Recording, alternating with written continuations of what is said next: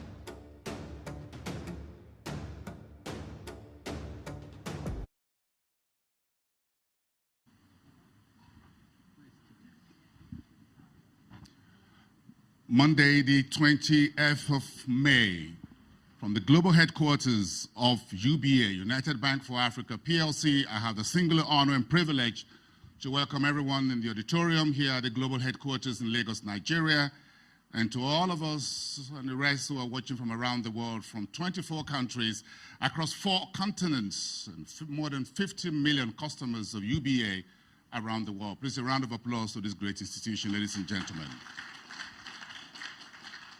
My name is Bosun Omofaye, and I have the privilege of welcoming everyone to this World Press Conference, which heralds a 1-year-long activities set to mark the 75th anniversary of this global financial institution.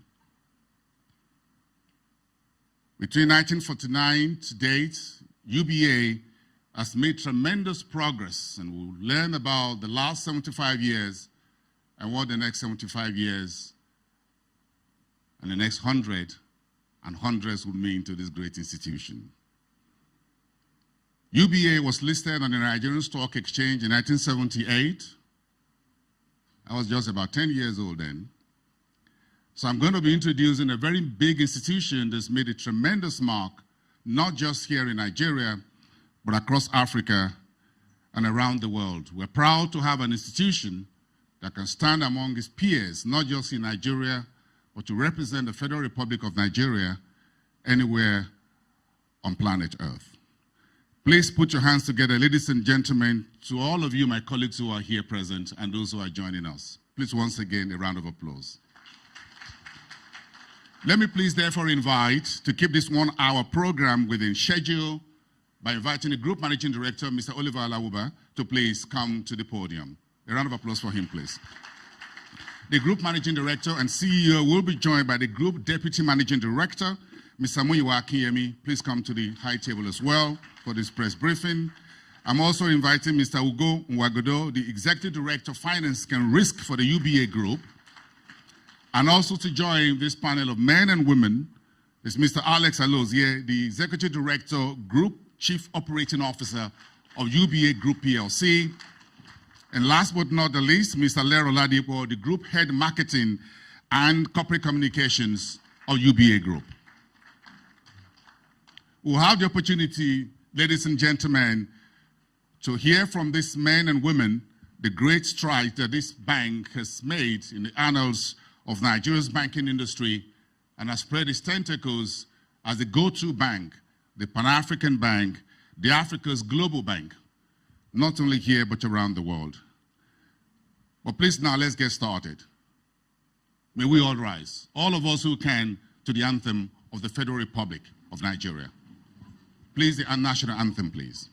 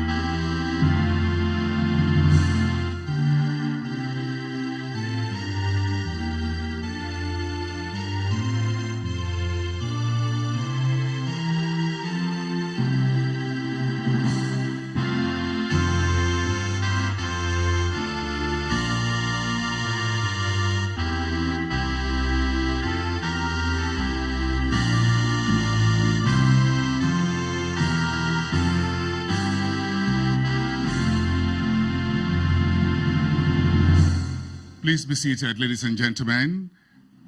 Now, the 75th anniversary of United Bank for Africa, the Africa's Global Bank, is now called to order.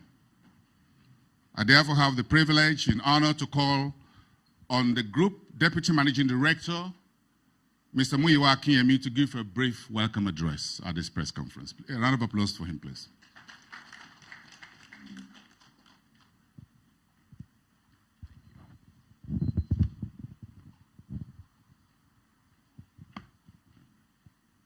Distinguished guests, partners, esteemed shareholders, members of the Fourth Realm, colleagues, and our valued customers, I say good afternoon to you all and welcome you to UBA House in Lagos, Nigeria.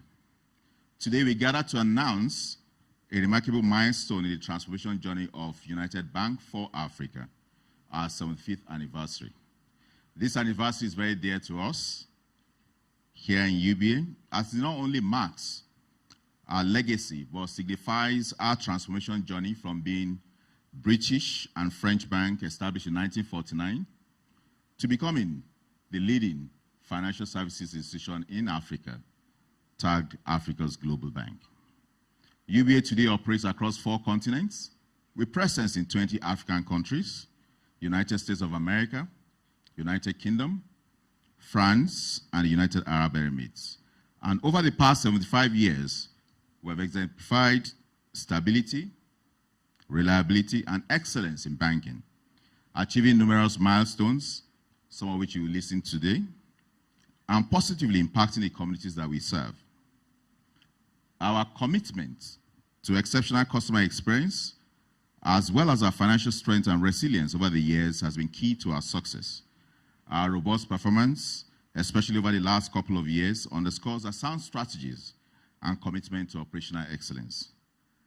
I am sure for everyone in this room that you agree that UBA remains an attractive investment as it continues to deliver exceptional value to our shareholders. At UBA, innovation and digital transformation are at the heart of what we do, and our future growth as we remain committed to enhancing the experience of our customers across all touch points, while solidifying our position as Africa's global bank. We are committed to offering value that enhances the experience of our customers at every of our contact points. As a forward-thinking institution, our commitment, intentional commitment to global sustainable practices, corporate social responsibility, has made significant impact across Africa through various initiatives we've had in education, healthcare, and environmental sustainability. As we learn from the interactions of today, we look forward to another 75 years, 100 years of impact to the global space, to our people, businesses, and communities where we serve. Together, we will continue to uphold our core values of excellence, enterprise, and execution, driving sustainable growth and successes. We thank you all for joining us today across the globe as we announce this milestone in our transformation journey and envision a promising future. Once again, I welcome you all to UBA House, Africa's Global Bank. Thank you.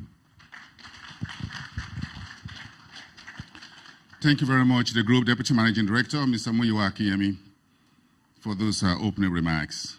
It is often said that Rome was not built in a day, but the truth was that the Romans were building each and every day. And that made the mighty empire known as the Roman Empire. So the empire we are celebrating today for its 75th anniversary was built through the sweat and hard work of men and women that the group chief CEO will talk about. He will provide the journey over the last 75 years, the achievements and the future aspirations of this financial superhouse. Please put your hands together for the Group Managing Director and CEO, Mr. Oliver Alawuba, to give us UBA at 75.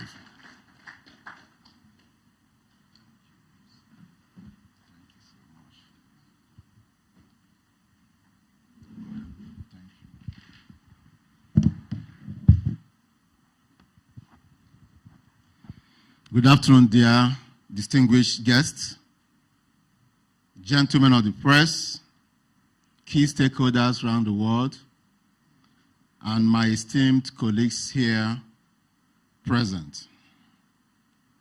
It is a great pleasure and a very profound sound of pride that we gather here today to commemorate a momentous occasion, the 75th anniversary of United Bank for Africa. As a matter of record, UBA commenced operations in 1949 at Kakawa Street, Lagos Island, which is just few streets from here. And it was then known as British and French Bank.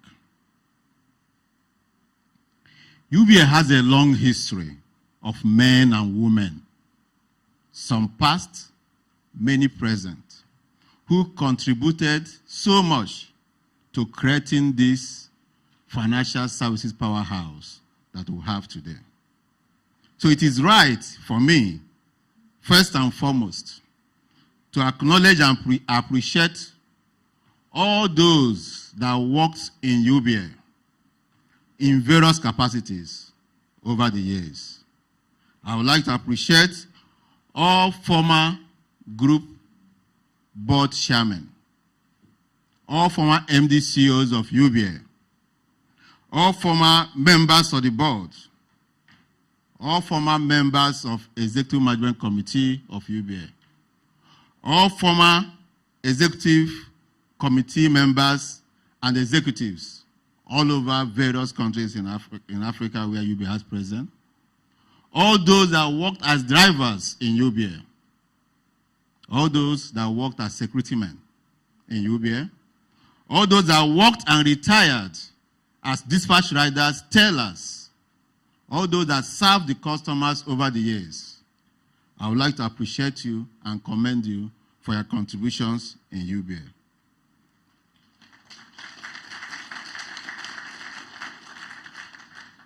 As we honor the past leaders of UBA, we also commend our present and look forward to future leaders who will continue to raise the bar of banking in Africa and globally.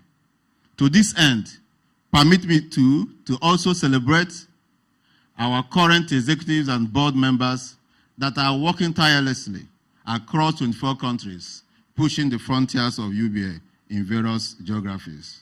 I would like to commend the board chairman, Mr. Tony Elumelu, CFR, the MD CEOs of various subsidiary banks of UBA, the board members of UBA, the members of the Executive Management Committee at the subsidiary level and also at the group level, all staff of UBA in all subsidiaries around the world.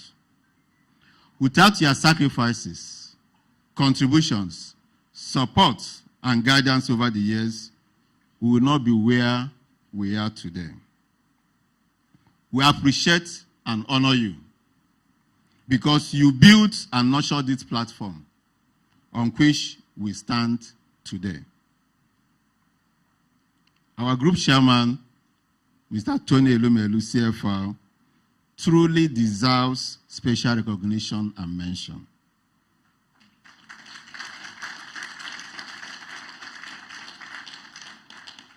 Without his visionary push in 2005 and the tutelage over the years, I doubt whether we'll be where we are today. For these and more, we say a big and resounding thank you to him.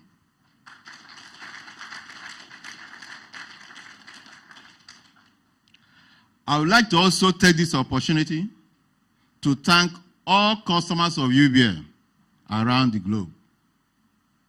Your consistent support and patronage over the years have been amazing. You meet several people all the time, and they will tell you that they are the third and fourth generation of UBA customers in their families, that their grandparents and parents were customers of UBA, and their children currently carry ATM cards enrolled in our mobile banking platform and Leo chatbot banking. This is the strength of UBA.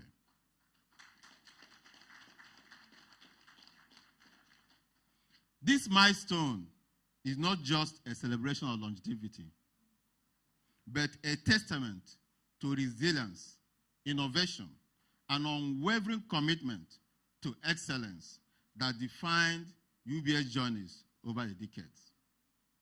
As we reflect on the significance of this epoch-making event, it is important to acknowledge that UBA means different things to different people. To some, UBA is a trusted financial partner. For others, UBA is a beacon of stability and reliability, a developmental partner in various local communities across Africa, as well as a catalyst for African development.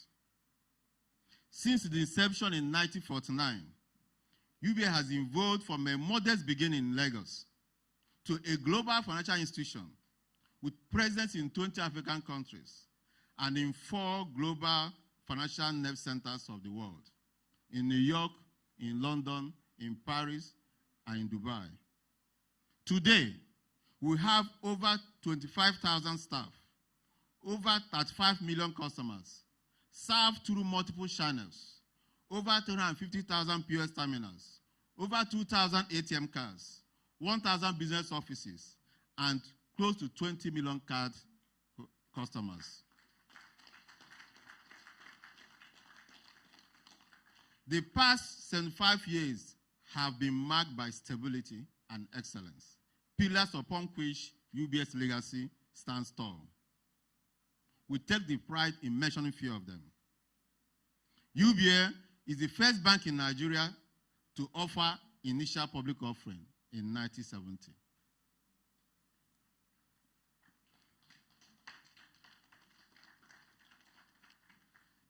UBA is the first bank in the banking system in Nigeria to be listed on the Nigerian Stock Exchange then.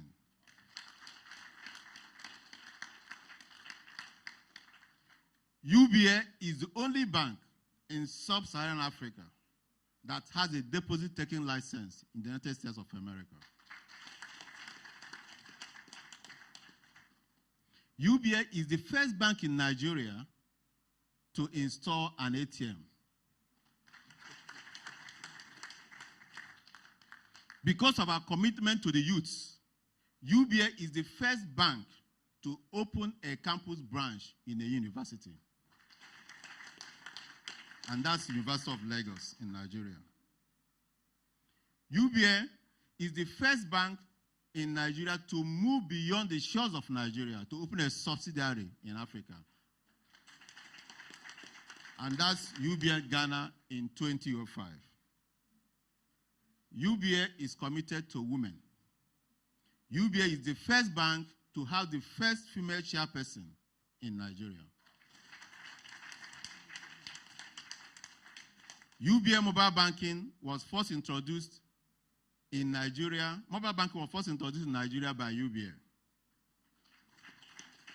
And recently, we launched the first multilingual chatbot banking in Nigeria, Leo.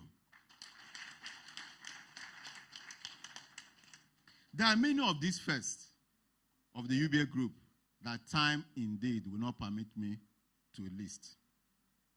Amidst economic challenges and market dynamics, UBA has demonstrated remarkable financial strength and resilience. Our splendid performance, especially within the last 1 year, is a testament to our robust fundamentals and strategic decisions that we have taken. As we navigate through the ever-changing landscape, we remain committed to creating a value for our shareholders and capitalizing on emerging opportunities in the markets. Innovation and digital transformation are the key hearts of UBA's strategy for future growth and competitiveness. We will continue to invest in innovative products, services, and digital platforms that enhance customer experience and drive operational efficiency.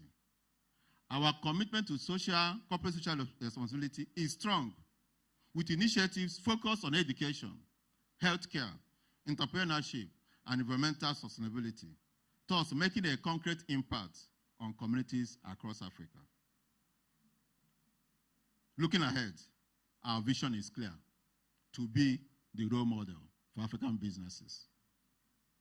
UBA is one bank uniting Africa and connecting Africans to the world and the world to Africa. Our primary focus is to be the payment bank for capital flows, trade, and investment between Africa and the rest of the world. We are committed to expanding our presence, seizing opportunities, and delivering value to all stakeholders. Collaborations and partnerships are exemplified by the recently signed agreement that we had with African Continental Free Trade Area Secretariat, where UBA is putting forward $6 billion for SME funding for Africans. We are dedicated to deepening relationships with customers, employees, regulators, and other stakeholders for mutual benefit and long-term success. As I round off, I would like to reiterate UBA's commitment to customer-first philosophy, which is our primary business strategy. The customer is our employer and the sole reason why we come to work.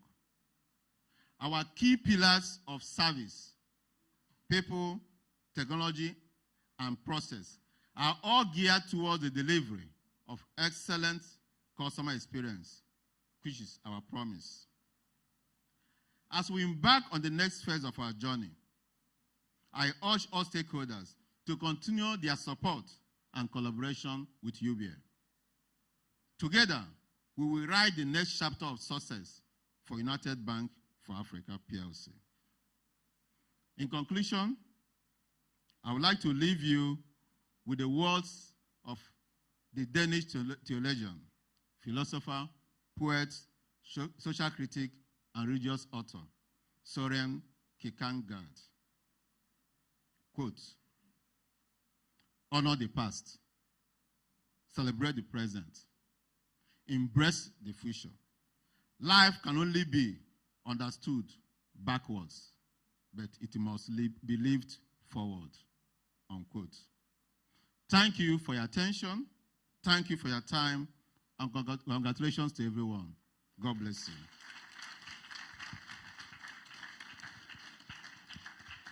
Thank you very much. The Group Managing Director and CEO of United Bank for Africa PLC, Mr. Oliver Lawuba, for that UBA at 75, raising the curtain for this World Press Conference. As we move on now to the question and answer session for hundreds of my colleagues who are here and those who are online, please let me kindly invite the Group Head Media and External Relations of UBA, Mr. Ramon Nasiru Olariwaju, to please handle this part of the program. Nasiru, please. Thank you to good friend Bosin Omofai. Good afternoon, ladies and gentlemen, especially to my constituency, the media. This is your time to ask questions, and I promise you answers will be given. But we have a bit of guideline. 3 questions will be asked at a time and on a go. And answers will be given to those questions. Afterwards, we'll move to another 3, another 3, another 3 until we get to maybe another 30 minutes. If you need to ask a question, kindly tell us your name, the organization you work for, and the country in which you come from. Because over 75 journalists are here this afternoon from various parts of the continent. I want to appreciate you all. So if you need to ask a question, kindly raise up your hand. I will give you numbers, then we'll go. 1, no, let's start from here. 1, 2, 3. Okay, let's go. Group Chairman, Group GMD, please. The questions will be ready. Thank you so much, Ramon. We'll start with the question and answers. But as you may know, UBA is a gender-sensitive and gender-friendly organization. Alero, am I correct? Please testify. Very, yes. So please, let's put our hands together for these bands, because the UBA has 2 female executive directors who are busy at the moment conquering the world, whereas why they are not here. You know, the men are here to tell the story. The women are out there to bring in the money for the next 75. Please give them a round of applause. Please, Shola is in New York as we speak right now at the international office in the US, while Abiola is touring Africa. You know, after Afrexim Bank, this is the bank for trade in Nigeria and in Africa. Now let's keep the questions coming. Thank you so much, Abiola and Shola. I'm sure they're watching this online. Thank you very much. Ron, please. Let's have the first. Please. Okay, thank you. Good afternoon, everyone. My name is Alexander Onukwe. I am representing Semaphore Africa. I am a Nigerian based in Lagos. My question is with regards to how the monetary policy environment of the last 5 years has affected UBA as a business, and comparing it to, if you can, compare it to other periods in the country's history. How does this period of monetary policy compare to other periods, and how has that affected UBA in terms of service delivery, but also achieving your business goals? Thank you. Thank you.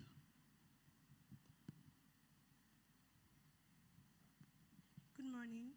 My name is Oluwase Lawal for Marketing Edge here in Nigeria, Lagos.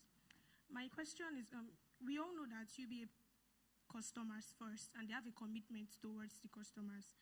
So my question is this: how does UBA plan to celebrate this 75th year anniversary with its customers, and also to engage the communities that these customers come from? Okay, thank you. The third person? Yeah, good afternoon. My name is David Taylor. I work with African News. Okay. Okay, so my question, I will take it to financial literacy level. We look at now, presently, let me say, we're kind of going through an economic downturn in Nigeria. And what's the place of the bank? And what is the place of the bank? I mean banks, and what is UBA doing to help drive this? That's one.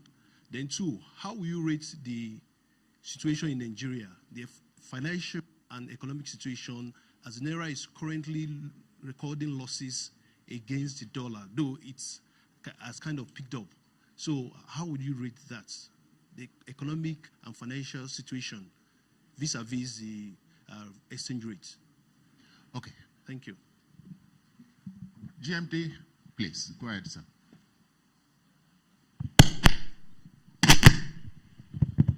Okay.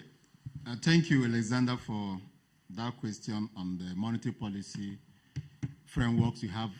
I think you are referring a lot more to Nigeria.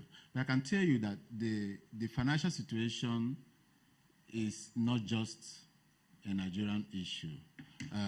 The whole world, of course, you know the history, going from the COVID situation and the several geopolitical tensions around the world has affected the world economy. And Nigeria and the African countries where we play are not exception. But what I can tell you that within the monetary policy frameworks that we have in various countries, what UBA tries to do is, first of all, compliance. We run a highly regulated business, so we comply 100% to all the policies and frameworks that the central banks come in various countries where we are present. So we run that. So that is important. However, we also work with the central banks in various countries where we are present to come up with ideas that can help improve the financial performance of those economies. I can tell you, for example, that we work with some countries in Africa to improve digital banking play in their countries. I mentioned to you that UBA is the first bank in Nigeria to introduce an ATM. It will not do that without support of the central bank. In some countries, we are the first to introduce digital platforms, ATMs, POS in those countries. And it's a lot of work and collaboration with the central banks. So actually to this is that of collaboration. When you collaborate with the monetary policy authorities, you'll be able to continue to improve the landscape, the economic landscape where we play. The question on the financial situation in Nigeria, I think David asked that question. I would like to tell you that so far the government of Nigeria has taken very positive decisions. Decision about subsidy removal, decision about harmonization, free of rates. These decisions are very positive to the economy. Now, of course, there are short-term hiccups. But I can tell you, over time, this will go away and the economy will do better. But if those decisions are not taken, it will even lead to more serious implications for the country. Now, we will continue to celebrate with our customers. The customers are the basis why we come to work. The essence of UBA is the customer. For this 75 years anniversary, we will continue to celebrate with the customers. And I think, and I will continue to ensure, to come up with several policies, several products. You're going to see a lot coming through after this press conference on how the customers can continue to benefit from UBA. In UBA, financial inclusivity is very important. And we'll continue to come up with how we can make sure we increase the number of Africans that have banking relationship. When we landed in Ghana in 2005, that was one of the first things UBA did. We removed initial deposit that's required for banks so that we can drive financial inclusivity. Today, too, we are using digital means to ensure that we get to everyone in Africa. it is important that everyone in Africa has a banking account, and that would support management of the economy in a better way. So UBA is the forefront of driving financial inclusivity in Africa and all the countries where we play. Thank you.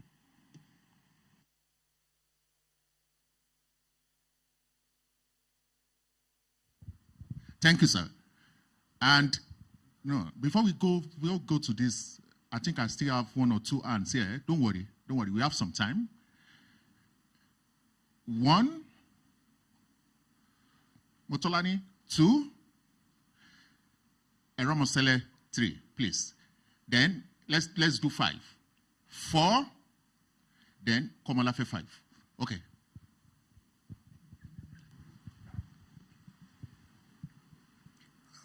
Thank you very much. My name is Austin Ogana, publisher of the Will newspaper. I would like to congratulate UBA on this 75th anniversary milestone. My question is around the contribution of your subsidiaries or your branches outside Nigeria to the bottom line of the UBA group. I would like to know how it has grown over the years, and also would like to know the projection for the future. Thank you. Thank you. Thank you, Austin. Motolani? Okay.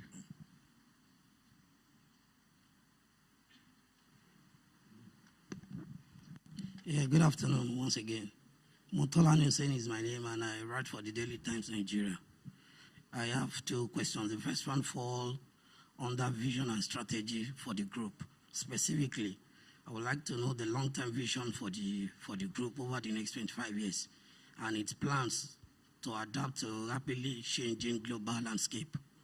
So the second one will be under the technological advancement, global technological advancement, and that would be, I would love to know how the group is leveraging new technologies such as AI and blockchain to enhance its operation and services. Thank you. Thank you. Thank you, Motolani. Eromosele.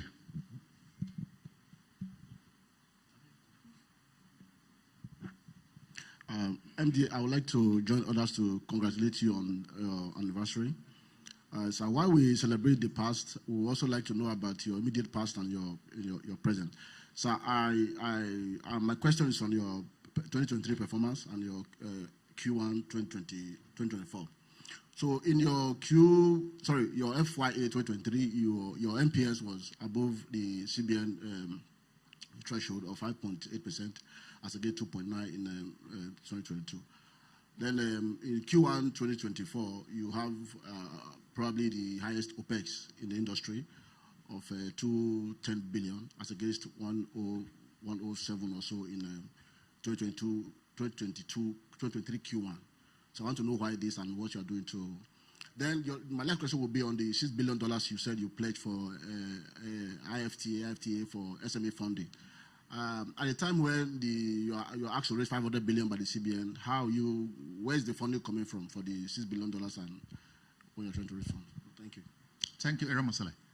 Okay. Komalafe. So let's go. Okay. Hold on, please. Let's GMD answer those questions. Okay, thanks, Austin. Their question, which is a very great question, by the way, is on the contributions of the countries in Africa, subsidiaries in Africa, to UBA bottom line. And I would like to give you a positive news that all the subsidiaries in Africa are profit-making. And all of them are contributing more than 50% of the gross income of UBA. And this trend will continue. So the vision of going into these countries is paying off. And will continue to invest in Africa. Indeed, it's United Bank for Africa. And we will continue to invest in Africa. We will continue to deepen our market. Our market share in those countries are improving. In fact, if you go to some of the countries, UBA is number 1, number 2, number 3 bank in those countries. And some of them are appreciating the contributions of UBA to the economy, which have been very impactful. Now, the question from Motolani was on our vision. Again, our vision is quite clear. I mentioned that in my speech, to be a role model for African businesses. Africa is our home. Africa is the center of our businesses. Our primary focus is to be that bank that unites Africa, that bank that's moving businesses between Africa and the rest of the world, and the rest of the world and Africa, in terms of capital flows, in terms of trade, in terms of settlement. We need a bank that will support intra-Africa trade, and that bank is UBA. And that is clearly our vision in the next 25 years. Africans are doing less with each other and more with others. And you need a bank that will continue to encourage intra-Africa trade. So it will be easier for you, a manufacturer in Nigeria, to find market in Ghana, or a Ghana manufacturer find market in Senegal. And you need a bank that will put all this together. And that's what UBA is doing, and working with various partners to ensure intra-Africa trade is given a boost in the next few years to come. Ugo will take the question Eremosala asked on the financials. Amoiwa will handle the question on the $6 billion commitment on SME funding in Africa.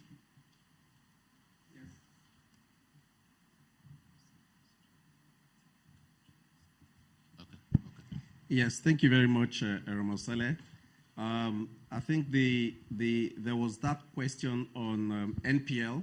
Yes, the NPL ratio rose to 5.8% in 2023, but that was largely as a result of the fact that we saw some weaknesses in some of the credits in the portfolio, and we had to do the responsible thing of actually classifying them as such. The good news is that the collateral level for those loans is quite high, and we are currently in the process of realizing them, and that we should see the NPL ratio coming well below the 5% threshold. But 5.8% relative to a number of peers still remains one of the lowest around the industry.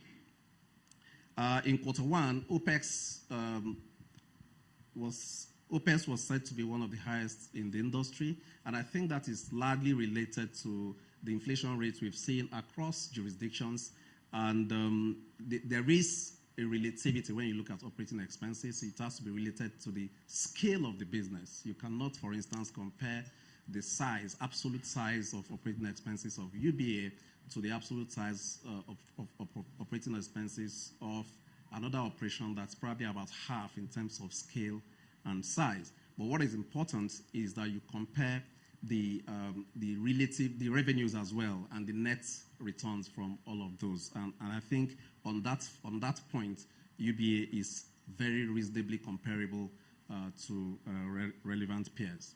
Thank you. Thank you very much, Solani. So first of all, let me try to give some context around your question and why we did that support. We went into conversations with AFCFTA. I'm sure you know what AFTA is, which is to unite the entire Africa to grow and develop it. And we looked at a few things that we could do to support intra-African trade and businesses across Africa. I'm sure you agree with me, SMEs represent the engine room for development and growth in Africa.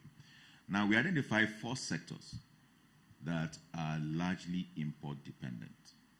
1, automotive industry, pharmaceutical, logistics, as well as transport businesses. They rely a lot more on imports.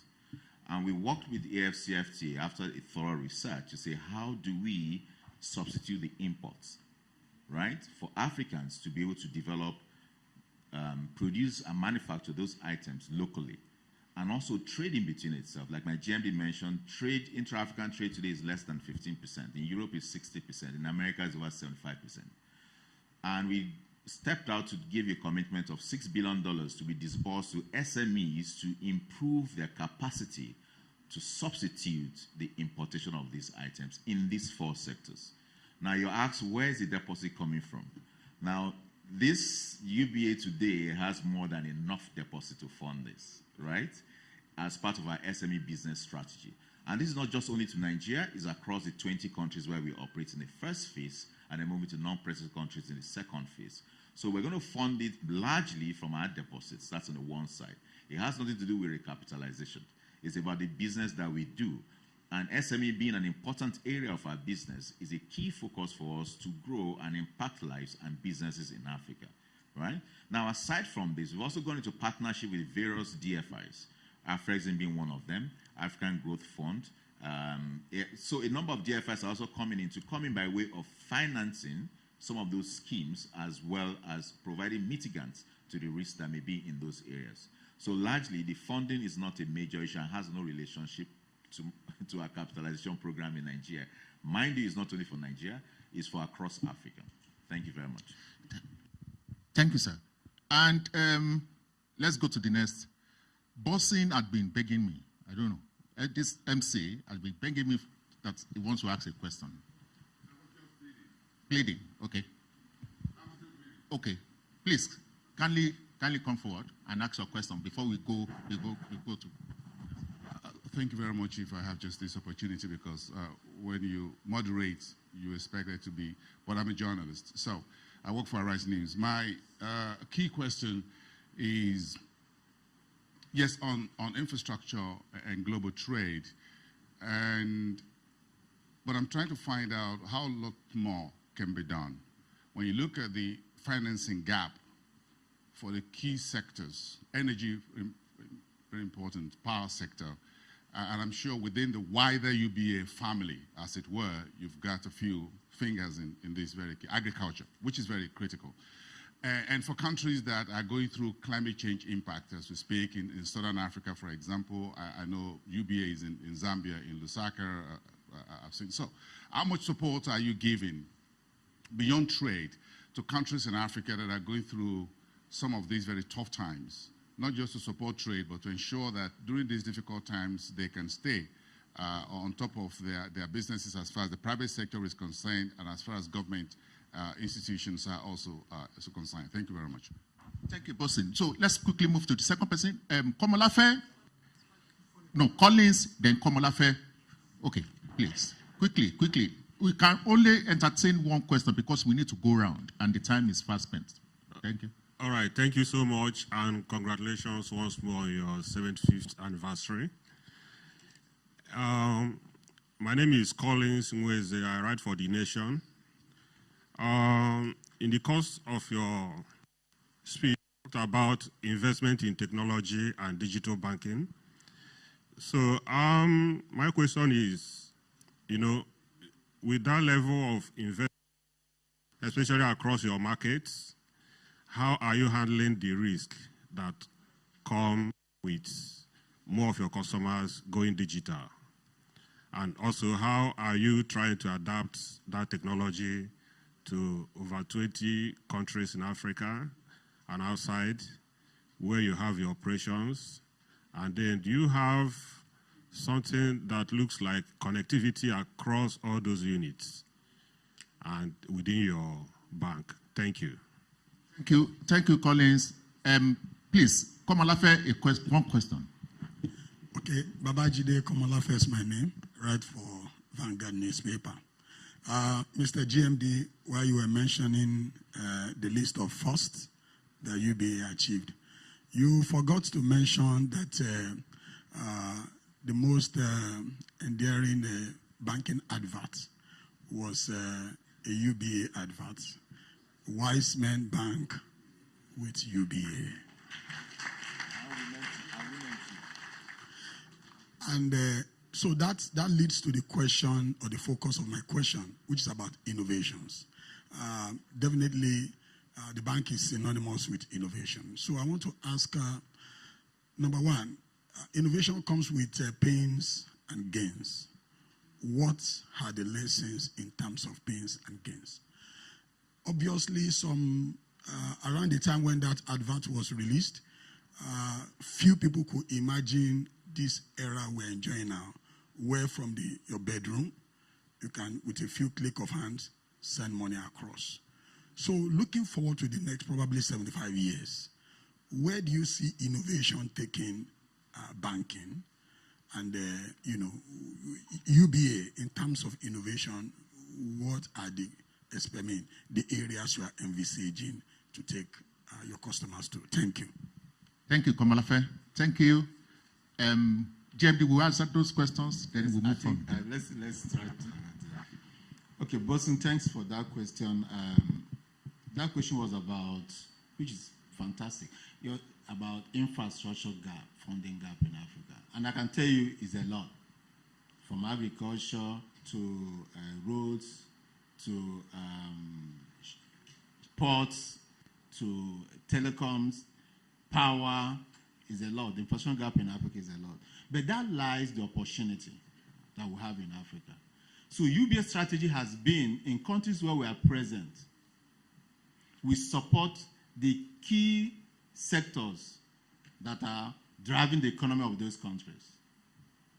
Yes, in some of the countries, we have done a lot in terms of road infrastructure support, ports, building of ports, and improving the capacity of ports to take in goods. In some of the countries, we've even done as much as dealing with stadia. In some of the countries, yes, some of the stadia where the matches of AFCON was played, we actually supported by UBA. In some, we have built their capacity for revenue generation in terms of technology to ensure that the governments have enough funding to support the business of the day. So our support to African economies is across sectors, depending on what is the critical sector that's driving those economies. Today, we are supporting mining in several countries in Africa. We are supporting cotton. We are supporting cocoa. We are supporting cashew in several countries, depending on what the country is built on. So we are committed to developing Africa. We are committed to supporting the key sectors that are pushing African economies wide. And it's showing even in our performances, even in our businesses. If you look at our accounts, when Tolani mentioned about our performance, you will see that our performance has continued to improve, reflecting clearly the work we are doing. Today, the deposit position of UBA is about 18 trillion. Today, our shareholders' funding is 2 trillion. Today, you will see that our customer base is moving up to 45 million customers across Africa. And these are growing on a daily basis, based on the businesses. And we don't just support these businesses, we support all the value chain that are tied to these businesses, so that the SME business will continue to thrive. Because we recognize, like my colleague said earlier, SME is the future of Africa, and we'll continue to provide support for SME business in Africa. The question on technology, I think my colleague Alex, who's in charge of operation on technology, will handle that. Okay, Batune, thank you for your question on technology. You totally agree with me that serving 45 million customers needs that you have an enhanced technology, and at the same time have the technology that can also prevent fraud. Today, what UBA has done in terms of technology is to empower customers on self-service. We have over 20 of our services on self-service, and on terms of our technology too, you agree with me that UBA stability and stability and also customers knowing what to use at the right time is one of our core deliverables in UBA. So what we have done across Africa is to ensure that we have that technology that connects one country to another. You can, with UBA technology, you can transfer money from Togo to Ghana, from Ghana to Kenya, without not coming into the banking hall. So we have done that with technology. And in terms of fraud, too, one of the things we have also done is that as we empower customers, we also show that we have that underlying technology that will prevent customers from losing funds. Today, UBA is a safe haven for customers' funds. Thank you very much. Okay, we have 7 more minutes to go. So I want to be a bit... Tolu, Kaude, Pat, please quickly ask one question each. Just one question. Just a reaction. My name is Lokpe Ogunjobi. I'm the business editor with TVC. And GMD CEO, I'd just like you to react to the recapitalization of banks, which is expected to it's been instituted by the CBN. What do you think this means for the banking institution, the banking industry entirely moving forward? And what are your plans to make sure that the outer economy, other issues around the economy won't affect this? $1 trillion economy is what the CBN governor says we want to achieve. How feasible is this? Thank you. Let's my colleague take that question on the capitalization. I can add to it, really. Okay. So yes, the central bank has set that every bank must have 500 billion naira in capital, pure share capital, and that was not necessarily related to the existing shareholders' funds of the banks. Okay, and the whole objective, according to the central bank, was that we wanted to support a $1 trillion economy at a certain time. So we have looked at that. It's obviously going to strengthen the banking system, as expected. It will strengthen the banking system, and the banks in Nigeria will be able to do a lot more in terms of growing the economy in Nigeria. The central bank gave a couple of options. You could achieve this by raising additional funds. You could achieve this by mergers and acquisitions. And you can choose not to raise more funds and step down your license to a level where your current capital can support. Okay, so for UBA, we operate with the highest license available, which is an international license. We have operations, very strong, vibrant operations across Africa and indeed in several centers in the world. So we've chosen to go by this route. We are looking at options. We're engaging financial advisors, and we indeed have set in motion the requisite approvals from the shareholders. So on Friday, hopefully, we will be receiving the approval of shareholders on certain resolutions that will enable us to execute the required capital raise. We note, however, that we are committed to achieving this well ahead of the set deadline. Okay, thank you so much, sir. Okay, my name is Kaide Akintemi, Managing Director of News Central Television. I congratulate UBA. 75 years is no small feat, and I can proudly say that I opened my very first bank account 33 years ago with UBA, the very first one. As a journalist, I travel around Africa and around the world, and I send my reporters around the continent quite a bit. My question will be, it's often very difficult having transaction with any bank in Nigeria when you go outside the country. What are you going to do to make it a seamless operation where I go to Ghana and I can use my bank card there without any problem? The second question, quick one. Banks in Nigeria are doing superbly well in an economy that there is a lot of trouble. Please share the secret with the rest of the different sectors. What is it that you're doing? What's the trick that makes it such that profits are being shared, are being declared by banks, but other sectors are really struggling? Please share the secret with us. Thank you. You will pay for that service. Pat Atuyan, please, quickly. Sir, let's part, after Pat then. 1 minute. Good morning, everybody. My name is Patrick Atuanya, publisher of Money Central Media. I want to congratulate UBA for, exceptional growth over the years. So my quick question to the GMD is the valuation of UBA, right, on the stock market. It's about 0.28 book value. So despite the large growth you've seen over time, investors are still pricing your shares much lower than book value. So the question really is it bank specific, right? Is it that they don't trust what's in the books? Is it sector specific? Is it they don't trust Nigerian financials? Or is it a sovereign specific, right? Is it that the whole macroeconomic situation in the country does not give investors confidence to raise those valuations to maybe South African peers? Thank you. Okay. Okay, I think that we have a lot of questions that are very, very, very important questions to answer. Okay, so first of all, UBA has products that you can use anywhere you are around the world, over 122 countries around the world. We have a UBA bank card, which you can use anywhere you travel to, any currency. Immediately you get service. That is available. And I think we can also ensure that you have it even before you leave today. So that's important. Second point is, what is the secret? The secret is the customer. Focus on the customer.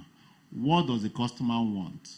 Our primary focus is the customer and adaptability to the convenience and expectations of the customer. Once you are customer focused, you'll be able to weather the storm. You'll be able to weather the storm and contribute to your bottom line. Solve a problem. Solving the customer's problem is the key focus of UBA. And that's what we do all the time. Now, the issue of capitalization, I want to really answer it a bit, and then which came up earlier. UBA is that bank that investors are looking for. In 2023, just last year, our capital appreciation, price appreciation, was one of the highest on this exchange. For the past 2 years, our dividend yield has been above 12%. And when you look at the bank, present in 24 countries, that shows a strong diversification of income streams that will continue to come into UBA. So as you are buying into UBA shares, you're actually buying 24 countries and beyond. And what that does is that also makes sure it cushions you from any risk, any country risk in these countries we are present. So UBA is, you buy one, you get actually 24 countries in it. And that is really what it is. So we have to do more to let Nigerians know that UBA price today, like you said, is undervalued, that UBA is really so much opportunities, treasure in buying into UBA. And that is the message of today. And I believe that by the time people get to know, because at times people have seen UBA, but they don't know because that UBA is also present in other countries. This is a bank, the only bank in Africa that has presence in America. This is the only bank that today has a banking license out of Nigeria, out of Africa, in Dubai. We are the only bank authorized by the authorities in Dubai to have a banking license out of Africa. So this is a bank that's connecting Africa to the world. And we are very serious-minded about it. And we believe that all of us will continue to push the narrative that indeed there are opportunities in Africa. And indeed, you need a financial institution that will stand there to connect Africa to the world. And that is UBA. You, the group managing director, yes, this will continue for another 30 minutes, I've been told. So we'll go for more questions. We'll go for more questions. I think we are settled there. No. Obinashima, Ugodre, I can see Emeka Aneto, that will be 3. Then the man from, okay, yes, okay, 4. After that, I think let me take one more. 4 is fine. Okay, let's do that. Okay, the lady will be 5, then we'll cut it off. Okay, thank you. The first person, Obina.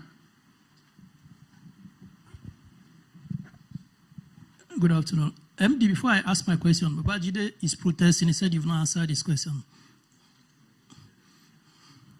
So I would like to speak to the challenges that come with cross-border expansion. In the past 75 years, you expanded across Africa. What are some of these challenges you faced in those 75 years? Thank you.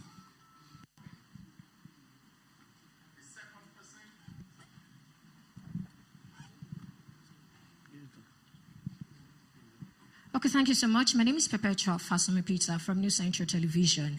I reckon that a lot of the questions I have on my mind have already been answered, but I'll ask this particular one. Do you think Nigeria has the headroom for more rate cuts? And then how much more can it take? And how does this affect the financial intermediation role of Nigerian banks at this point in time? Thank you. Okay, the third person. I think it's there.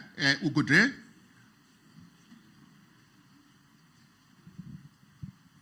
All right, good afternoon. Congratulations again, MD. I think you also forgot to mention one of the best mergers we ever saw in Nigeria. That's the STB-UBA merger. I remember that was one of my very first intro into financial markets in Nigeria. So congratulations for that too. My first question is just to dovetail from, I think, Patrick's question. GMD, sir, are we going to see 100 Naira UBA share price in your time? That's word from me as an investor in UBA as well. Then secondly, are you looking at any possible listing outside Nigeria? I know UBA is currently just in Nigeria. I think by now we should start to see UBA listed in some of these markets where you operate, considering the size and influence UBA has. Another short question is on acquisitions. Are we expecting any acquisition, especially in the fintech space? I think it's about time we start to see that, those sort of integrations that play well with UBA's knack for innovation. And then finally, as an African bank, we're not seeing a lot in terms of capital importation inflows coming through UBA. It's still dominated by those two foreign banks. I think UBA should be one of those banks that should chance them, if I can use Nigerian lingua. So would that be happening anytime soon as well? Thank you very much. Okay. The fourth person. Good afternoon all. My name is Emeka Aneto, Vanguard Newspapers. My question speaks to UBA's P&L, the bottom line, which we have seen significant upticks in the FX contribution to your P&L. My question there is, how sustainable is that contribution or impact over the next quarters and half year and full year? And by connection, for me, the importance of this question to UBA, because every other bank had the same impact, is the spread across the world.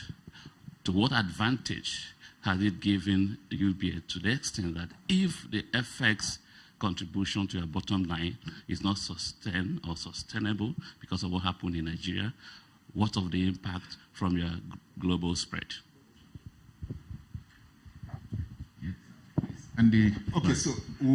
Thanks. Those questions are very great questions. I wish you have more time to look at them. Obina, your question about the cross-border expansion challenges. What I will tell you is Africa is important, that all of us should work together to develop the continent. And those challenges come, we go beyond challenges. We have the resilience to go beyond those challenges and continue to expand into Africa. And our focus in Africa is not just to... Our focus is also to impact in the economies where we are present. And to do that impact, we must have market size. So in countries where we are present today, we've seen our market size go up, our size of the market, our share of wallet go up, so that we can have the strength for impactful presence in those countries. So a lot of people have asked whether we are going to expand into other African countries. As presently, we are consolidating. We are improving the market share of wallet in the countries where we are. But if opportunities come, if we assess opportunities come in other countries where we are not present, we will take on the opportunities and will not be deterred by the cross-border challenges of those countries. It's also important for us to know that we cannot do this alone. We cannot develop Africa alone. We need partners and collaborations. And that is what's guiding our relationship with fintechs, that of collaboration. we have signed different agreements, partnership agreements with fintechs and telcos, because they have what we need, and we also have what they need in the journey to developing our continent. So it will be more of partnership in our relationship with the fintechs and our relationship with some key development finance partners in Africa. There's also the issue of Africa and how do we ensure, because somebody asked a question about risk when we move into Africa, how do we ensure that we don't have any issues with risk? I can tell you, yes, we analyze the risk and we try to mitigate those risks to ensure that we do business and our customers' funds are safe in any country where we are present. Our IT technology, cyber security technology is very robust to safeguard the deposits that customers have with UBA. My colleague will answer the issues around the shares. Yes, why not 100? 100 naira is possible. This place, everything is possible. We push the frontiers. We change, we do things people never thought was possible. And UBA must be in the forefront of those new developments that will uncover opportunities and ensure growth in all the countries where we are present. Thank you. Yeah, they want to do that. Okay, just to add to that, I mean, the market is already repricing UBA. The market has recognized that there is significant latent value that has not been factored into the price. And that's why we had about 237% growth in the share price over the last year. I mean, UBA's diversified business in itself is significant value. And the reason is that even though there is a problem in one economy, you have revenue streams steady coming in from the others. And so that diversification provides that robustness in your earning streams. And this is what investors are beginning to recognize and factor into the valuation of UBA. So we will continue to see, given what we have seen in 2023, we will continue to see a continuous improvement and growth in the valuation of UBA. External listing for UBA, I think our friend Ugodre was asking if we'll consider an external listing for UBA. We continuously continue to see and explore ways to ensure that we reach out to the investing community and we are able to attract investments from across the globe. So we will continue to review those options, and once we find that that is necessary to achieve our objectives, we will give that a consideration. Are you expecting acquisition of a fintech? I think when Oliver, my colleague, was speaking, he did talk about the fact that we will not leave out any opportunity on the table. Once we have an opportunity, we identify a fintech that would add value. We will not go into an acquisition spree that does not portend any value for the group.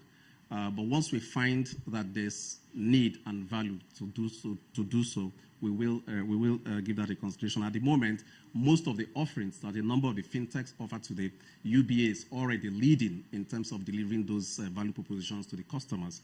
And then for those where we're not, we are cooperating with them and we are providing APIs for them to consume, and we can serve our customers together.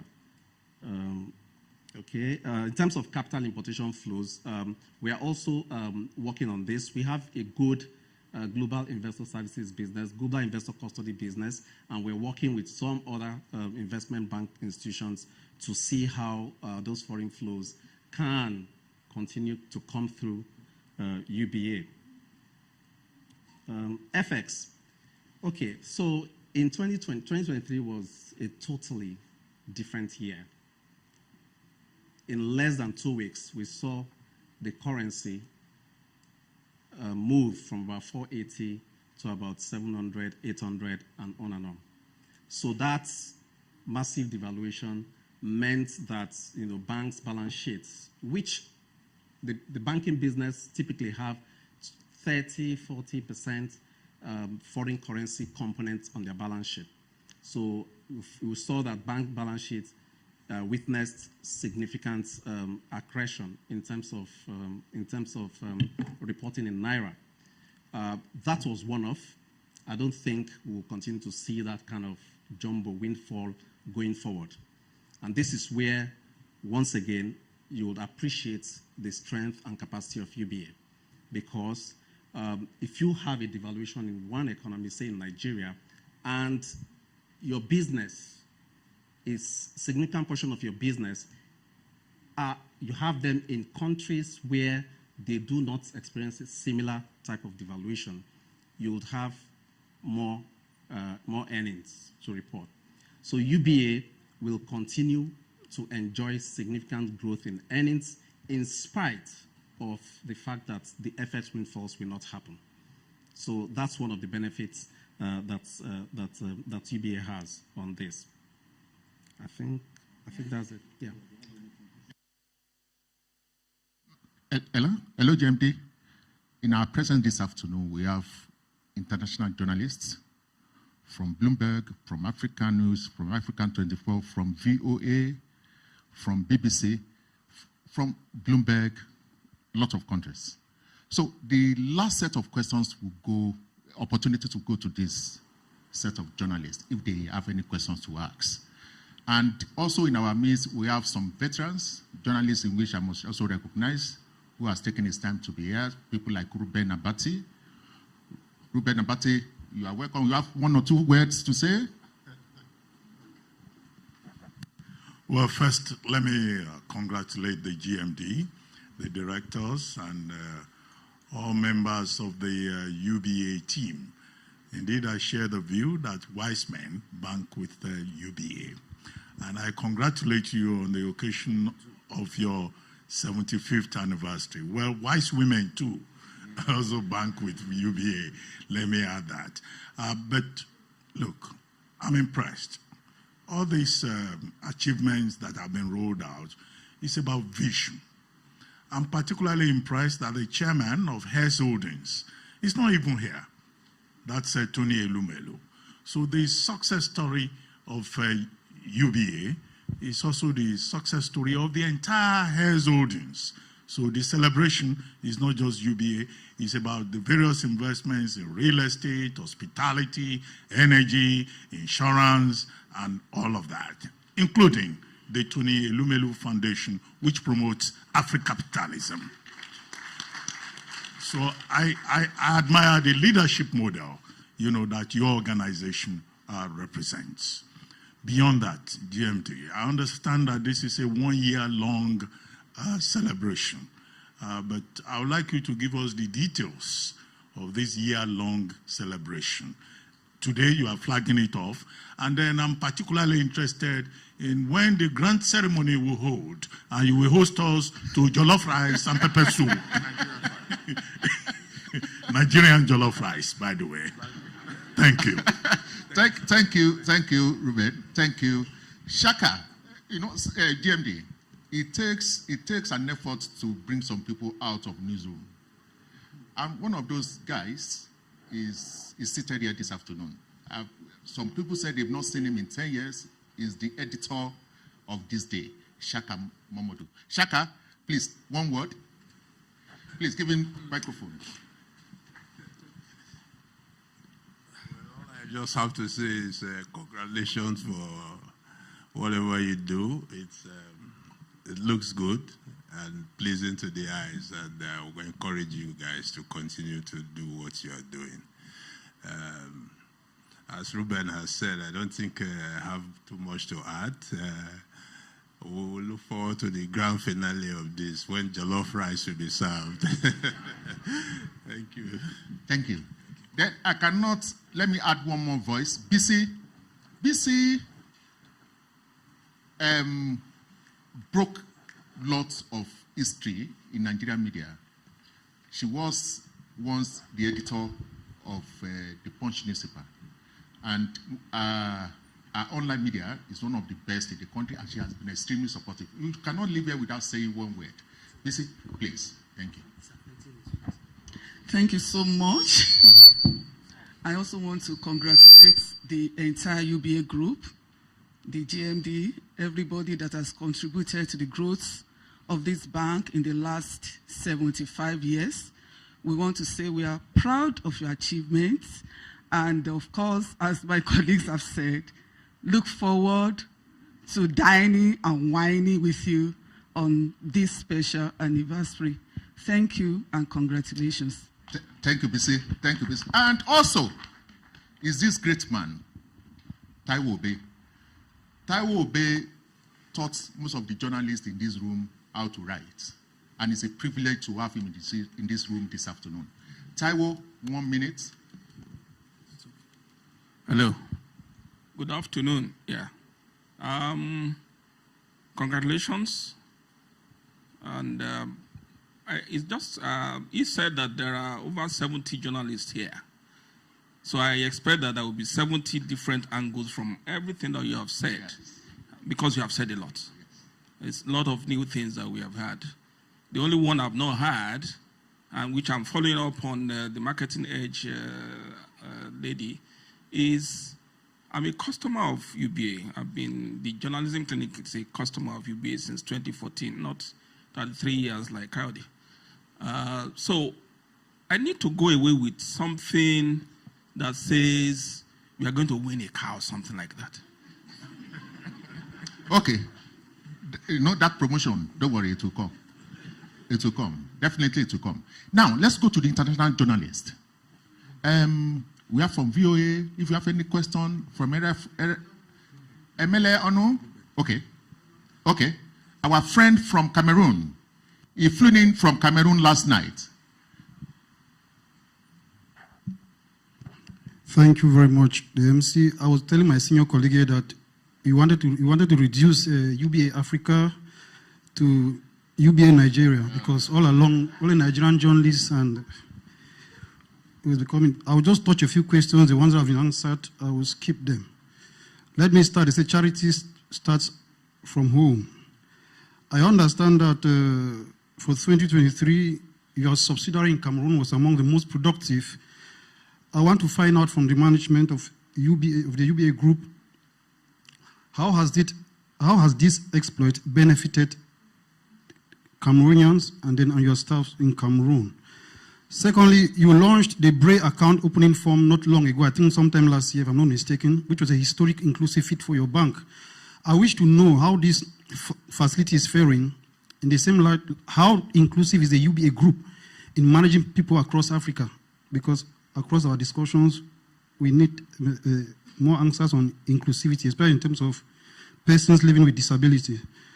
Then I think it raised the issue, but I think my question is a bit detailed. Given the challenges and opportunities of climate change, which remains topical, what is the UBA group's perspective with respect to the changing dynamics? In this case, providing sustainable financing through green bonds, investing in renewable energy, and other environmental friendly projects across Africa. And then besides recapitalization, is the UBA group envisioning any structural changes to improve its operational efficiency and stay as a leader of retail banking across Africa? I think I'll stop here for now. Thank you very much. Okay. Thank you so much, my brother. You know, this is not United Bank for Nigeria. It's United Bank for Africa. So, you know, we will answer your question. From Ghana, please.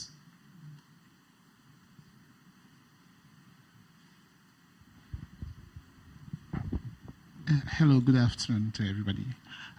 My Cameroonian colleague saved us because for a minute I was also thinking the same way. So thanks for the opportunity. I'm Abubakar from Ghana. I represent Joy News. I'd want to know what the key strategic priorities for UBA is or are in Ghana, considering the current economic climate. And two, what opportunities and challenges do you foresee for UBA in Ghana in the coming year, both domestically and regionally? Again, what are the key priorities and focus areas for UBA in Ghana in the upcoming year, and how does management intend to prosecute this agenda? Thank you. Okay. before Bloomberg will accuse me of ignoring the global media, I will call on Bloomberg to ask his questions, then we'll close this chapter with answers. Okay. My name is Emile Ono. I write for Bloomberg. Congratulations to UBA. I have this question to ask. MD, if you look at globally, the banks that used to dominate Africa, they are shrinking or reducing in size gradually. The likes of Standard Chartered, the likes of Citibank, for some years now, they have been shrinking. They have been leaving the continent. It appears that they no more see it as competitive as it used to be. I was searching for something last week. I noticed that a Nigerian bank in UK is handling more than a half of correspondent banking done in this country. But that bank is not UBA. But the point is that there is an opening there in terms of African banking that a Nigerian lender has to take up. Some people have actually risen to that occasion. But I would like, if UBA could tell us some specifics, how they want to go into that market, I think that will help. Each time UBA is asked question, we don't see specifics, and it doesn't help. So if you could throw more light, how you intend to tap into the African market. Because while you were talking, the interest actually of coming here should be the next phase of growth, not the one you have done. So what is it there for the next phase of growth? Thank you. Okay, thank you, Emile. So that is Emile for you. Yeah. Yes. Okay, sir. Okay, so let's start. Thanks again for the questions that you keep bringing. The questions are really very important and very helpful. My colleague, our friend in Cameroon, thank you very much for those set of questions that you asked. I just want to let you know that UBA Cameroon is a very important subsidiary in UBA. And UBA Cameroon today is a systemic important bank, as approved indeed by the central bank in Cameroon. They approved UBA Cameroon as a systemic important bank in that country. That was 2 years ago. That shows you the impact of UBA Cameroon in Cameroon. As a matter of fact, UBA Cameroon has sponsored several landmark projects in Cameroon. I mentioned earlier about UBA supporting the financing of some stadia. When Cameroon hosted the AFCON, UBA Cameroon supported the building of the stadium in Yaoundé, and other landmark projects, including even the port expansion that is happening in Douala right now. And UBA is also supporting even the refinery. So there are several projects that are happening in Cameroon, and UBA Cameroon is at the frontier of it. So we believe that UBA Cameroon can also support other subsidiaries in other countries. UBA Cameroon can also be a conglomerate, can be a group that can also own subsidiaries, and we are having that discussion with the regulators on how this can happen. But I can tell you that Cameroonians are also very strong in UBA. UBA is an opportunity for all Africans, irrespective of your nationality. Today, the CEO of UBA Africa is from Ghana. The regional CEO, one of the regional CEOs, used to come from Cameroon. In fact, the CEO of several countries, some of the CEOs of several countries are from Cameroon. So UBA is an opportunity. We are building a platform for Africans, whatever your nationality, to support the development of our continent, because no one country can do it alone. Then the issue of inclusivity is very important. We have a branch at University of Douala. that branch has done very well. In fact, got an award from the University Commission in Cameroon on the impact of that branch on youth banking in Cameroon, and we'll continue to do that. Green bonds you mentioned is important. Recently, we signed an agreement with African Guarantee Fund, and part of that agreement is a $50 million from green bond financing in Africa. So we'll continue to push every opportunity. Anywhere discussions are being held about developing Africa, UBA is at the table. And that's what we do, whether it is climatic change, whether it's infrastructure financing, whether it is digital banking, UBA is at the table, contributing, because we believe Africa is our home.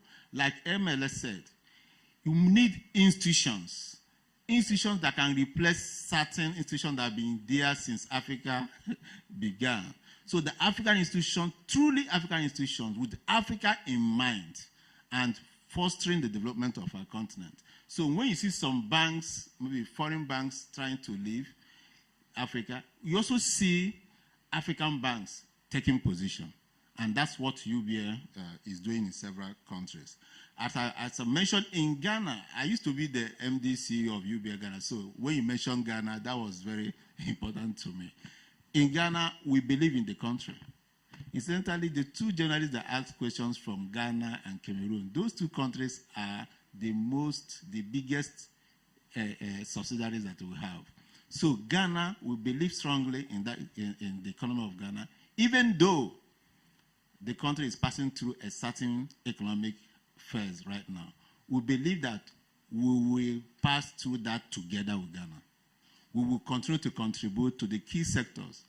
Agriculture, we are supporting cocoa business in Ghana. Infrastructure development, we're supporting roads across various regions in Ghana.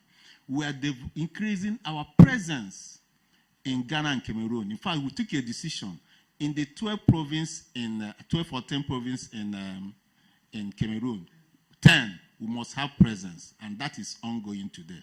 We also took decision in all the regions in Ghana. UBA must be present. We want to be in every family in UBA. Every family is entitled to have a UBA account, and that will enable us to touch every family in Africa. And that's what we are doing. So Ghana is important. We are developing. We are going to several branches, and not just the brick and mortar, but the digital platforms that will enable convenience, enable people to do business seamlessly and without any hitches. That's the platform we are building for Africa. So you see that platform robust that anyone that wants to do business in Africa will connect to. And that platform that any African wanting to do business with other Africans will connect to. That's UBA, Uniting Africa. And that is really our focus. And we want everyone to really provide with us support so that through UBA, we'll be able to get Africa to the next level. And that's really my comments. Sir, do you want to add anything? Yeah, I think Emile of Bloomberg talked about correspondent banking activities in the UK, and I think it's beyond the UK. There's also the US leg of it. Today, UBA acts as a correspondent bank to a number of African banks.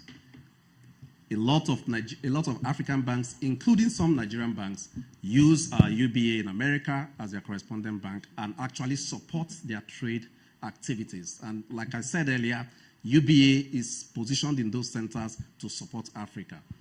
We, being in those international financial centers, particularly in the US, we're able to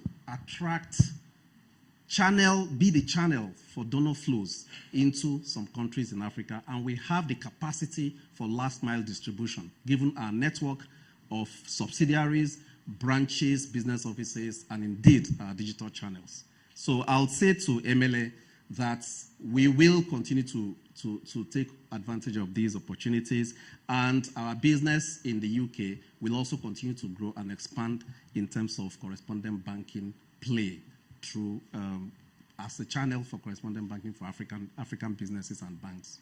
Thank you. Okay. You want to talk about the social CSR? Okay. I was going to mention it in my roundup, but let me speak to first the activities because everyone has asked. So yes, we are starting off with the press conference and then we'll move on to launching our documentary and coffee book. We're also going to have a CSR program. So corporate social responsibility is a strong pillar in UBA. So we're going to be focused on education, empowerment, and the environment. And this is going to go across all our countries, all our jurisdictions over the period. So please watch out for what we'll be doing. And then we're also going to have a hackathon. So we're really trying to drive technology in UBA as well. So it's important that across the globe, we're going to launch a hackathon that will allow young people to participate online and then also bring out some new ideas in technology around banking. And then also we'll have our 75th legacy promo. So we haven't forgotten, I'm not sure who mentioned it. Okay, that yes, we will be having a promo to mark our 75 years. It's going to be that legacy promo, so please also watch out for that. And then the grand finale, where all the rice in the world will be served. The Ghanaian, Cameroonian, Senegalese, all sorts of men will happen in November. So we look forward to seeing every one of you there as well. Thank you very much. Okay. Doctor, the rice in November. But before I hand over the microphone to Bosin, I also want to thank some editors in the room this afternoon. Dayo Oketola, the editor of Punch, is around here. Ian Ashaw of The Sun is here. Gabriel Akinadewo is a publisher. There are so many to count. Juliet Boomer is here. And Sam Ize, Thomas Imoneke, lots and lots and lots of great men. I can't thank you enough. But my job is done. Let me hand over to this great man. Thank you. Ramon, thank you. Thank you so much, Ramon. I'm interested in the promo. I just hope that the winner won't be a 75-year-old man. The number is reversed for me. It's 50. I'm 57. The bank is 75. So I'm just qualified. Just change the number, and I'll just be there. Alero, put that in mind. Put your hands together for Alero. Ladipo, the Group Head Marketing and Corporate Communications, who will give us a few words of closing remarks. Thank you, everyone, and thank you again for your time. Thank you to all the gentlemen of the press, both Nigerian and foreign. I know we had some journalists come in on Saturday from different parts of Africa, so I want to especially recognize you and say thank you for taking time to kick off this celebration with us.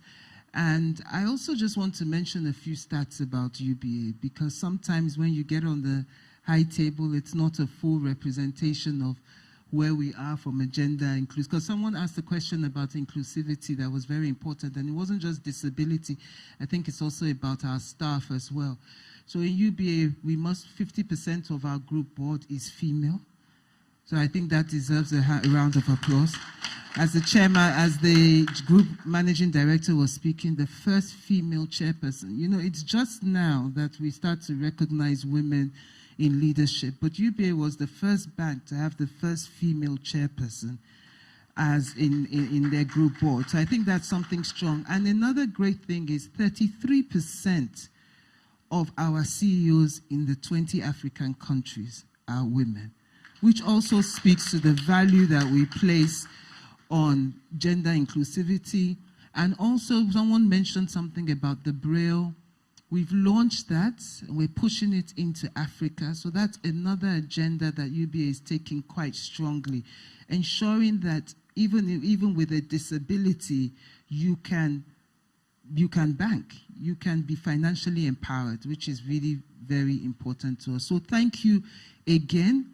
We're looking forward to seeing everybody in November. where we would have a variety of cuisines. We wish you all the best as you go back to your different destinations. Thank you very much, and congratulations to all of us who, I'm sure everyone in this room has a UBA account. So all of us that are UBA customers and staff, congratulations to all of us. Thank you very, very much. Wonderful, Alero. Thank you very much. Please, may we all rise for the anthem of the Federal Republic of Nigeria.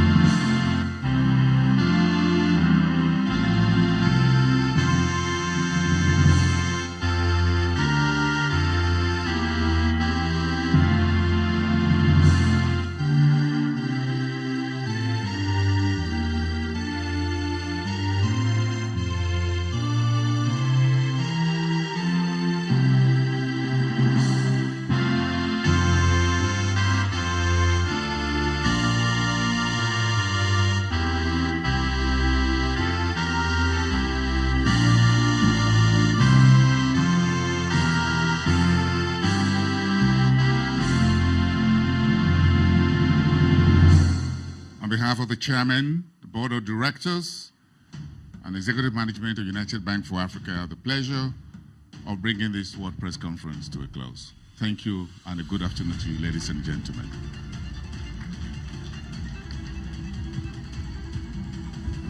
Okay, we will have, please, kindly